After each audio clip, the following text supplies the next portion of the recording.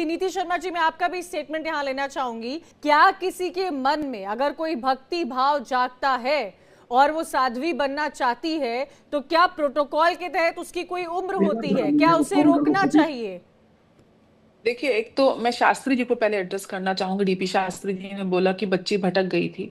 तो मेरा तो सिंपल सा प्रश्न ये है, अगर आप इंजीनियर हैं, आप डॉक्टर हैं, आपने तमाम दुनिया की डिग्रियां होल्ड करी हुई हैं, आप बहुत ज्यादा शिक्षित हैं, क्या आप प्रमाणित कर सकते हैं कि ऐसी व्यक्ति, चाहे वो पुरुष हो चाहे महिला हो, जीवन में कभी भटकेगा नहीं? भटकने की क्या परिभाषा है? भटकने का शिक्षा से कोई लेना देना नहीं है। शिक्षा उसमें मदद जरूर करती है, आपकी विवेकशीलता के प्रभाव को बढ़ाती है,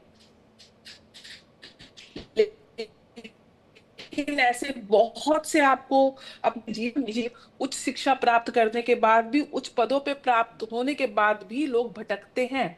तो यहाँ पे भक्ति को आप इस तरीके से नहीं आकलन कर सकते कि एक बच्ची के मन में वो भाव आए। और भक्ति पूर्ण रूप से भाव के ऊपर निर्धारित होती है।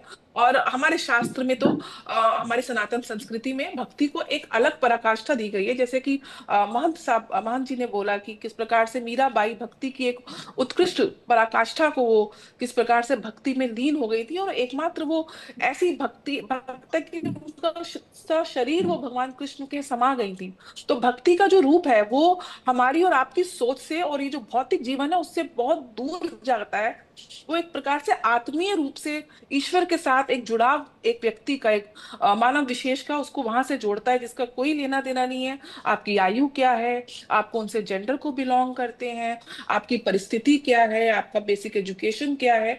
भक्ति पूर्ण रूप से भावनात्मक रूप से ईश्वर के साथ एक बहुत ही सूक्ष्म एक तरीका है कि आप कैसे भगवान से जुड़ जाते हैं। तो मैं नहीं समझती कि कोई उम्र होती है या कोई जेंडर होता है। हाँ, लेकिन एक व्यक्तिगत अखाड़े के कोई नियम है, वो नियमों का पालन करना अनिवार्य है।